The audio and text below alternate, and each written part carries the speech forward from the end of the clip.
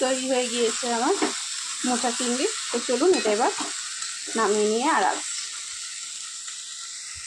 আর আমি আবারও চলে এসেছি একটা রেসিপির সঙ্গে। আজ করব মোচা চিংড়ি।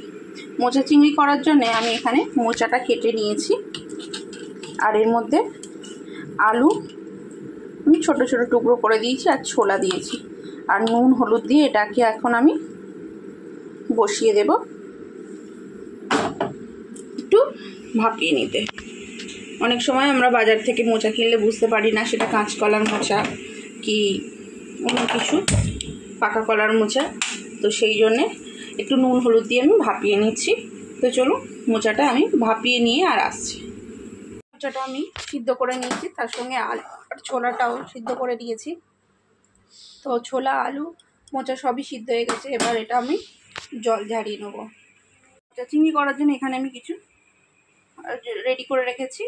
এই যে বেগুন আছে, কুচানো নারকোল, টমেটো, এখানে চিংড়ি মাছটা আমি ভেজে রেখেছি অলরেডি, আর এখানে আছে জিরে গুঁড়ো, ধনে গুঁড়ো, লঙ্কা গুঁড়ো আর হলুদ গুঁড়ো। আর ফোড়নটা যখন আমি কড়াই দেবো ডাইরেক্ট তখন দেখাবো। চলুন আবারও আসছি। তেল গরম হয়ে গিয়েছে, তেল দিয়ে দিয়েছিলাম আমি, আর তেজপাতা ফোড়ন দিলাম, আর দেব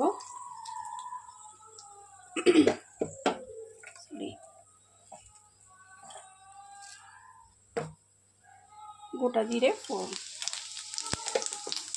কড়াটা একটু ইগনোর করো, কারণ আমি এটার মধ্যে আলু ভেজেছিলাম সকালে টিফিনে, সেই জন্যে কড়াটা একটু এরকম। তো একটু ফোড়নটা ভাজা হয়ে যাক আর আসছে।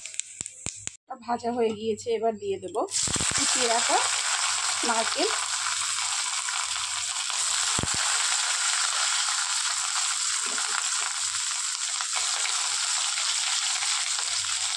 নারকেলটা একটু ভাজা হয়ে গেলে আমি বেগুন আর টমেটোটা দেবো। সরি, নারকেলটা একটু ভাজা হয়ে গেলে আর হালকা ভেজে নিয়েছি আমি। এবার দিয়ে দেবো বেগুন।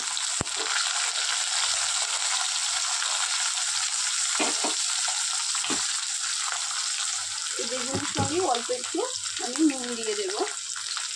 নুনটা একটু অল্প হাতে দিতে হবে, কারণ মোচাটা আমি যখন সিদ্ধ করি তখন মোচার মধ্যে আমি নুন দিয়েছিলাম। এই অল্প করে দিলাম, যদি লাগে আবার দেবো।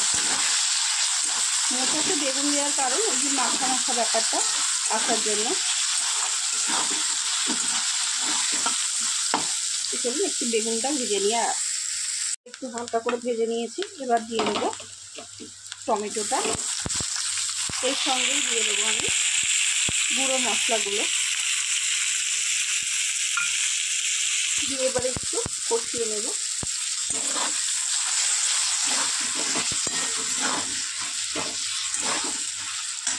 দিয়ে দেবো অল্প একটু জল, যাতে মশলাটা পুড়ে না যায়, খুবই সামান্য জল দিয়েছি। এবার চলুন খুব ভালো করে কষিয়ে নিয়ে আর আসছি। মোচাটা খুব ভালো করে আমি কষিয়ে নিয়েছি। এবার দিয়ে দেবো সিদ্ধ করে রাখা মোচা আর আলু আর ছোলাটা কিন্তু আমি ভিজিয়ে রেখেছিলাম।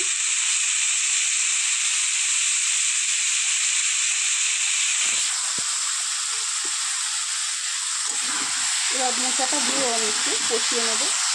এতে 2 মিনিট কষিয়ে নিয়ে আর আসছি। হলুদটা দেওয়ার জন্য মোচার রঙটা কালো হয়ে যায়নি। এসবে কষিয়ে নিয়ে আর আসছি। খুব ভালো করে আমি কষিয়ে নিয়েছি।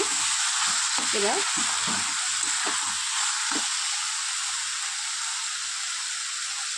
দিয়ে দেবো ভেজে রাখা চিংড়ি মাছ।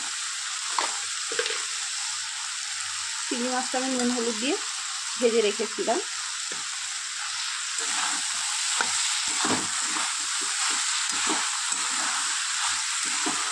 একটু হালকা নেড়ে ছেড়ে নেবো, নিয়ে রাখছি।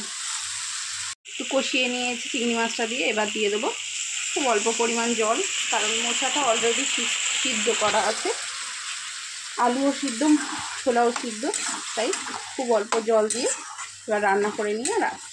দেখতেই পাচ্ছেন খুবই অল্প জল দিয়েছি আমি। চলুন গ্যাসটা আস্তে করে একটু রান্না করে নেব। ঢাকনাটা দিয়ে দিই, দিয়ে কিছুক্ষণ রান্না করে নিয়ে আসছি। দেখি 10 মিনিট হয়ে গিয়েছে। আমার মোটা চিংড়ি কত দূর হেল্প হলো। জলটা প্রায় শুকিয়ে এসছে, এবার দিয়ে দেবো এই অবস্থায়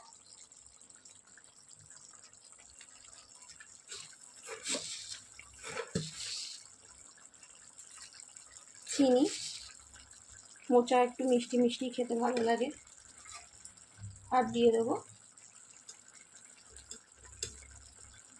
গরম মশলা গুঁড়ো। এটা যদি আমি নিরামিষ করতাম তাহলে কিন্তু আমি গরম মশলা বেটে দিতাম।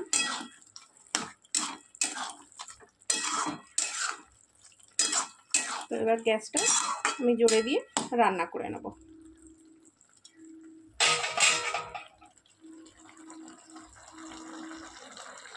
তৈরি হয়ে গিয়েছে আমার মোচা চিংড়ি। তো চলুন এটা এবার নামিয়ে নিয়ে আর আসছি। এবার ঘিটা দিয়ে আর নামিয়ে নেব। আমি 1 টিস্পুন মতো ঘি দিয়ে দিয়েছি। এবার নামিয়ে নেব। চলুন ঘিটা একটু মিক্স করে দেবো।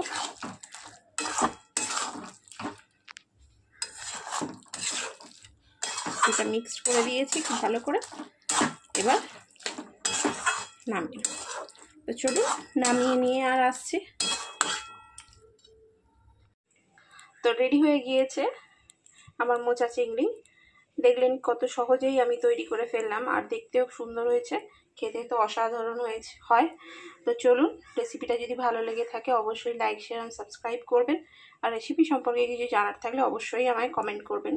আর আরও যদি নিত্য নতুন কোনো রেসিপি জানার থাকে অবশ্যই আমায় কমেন্ট করবেন, আমি তার করার চেষ্টা করব।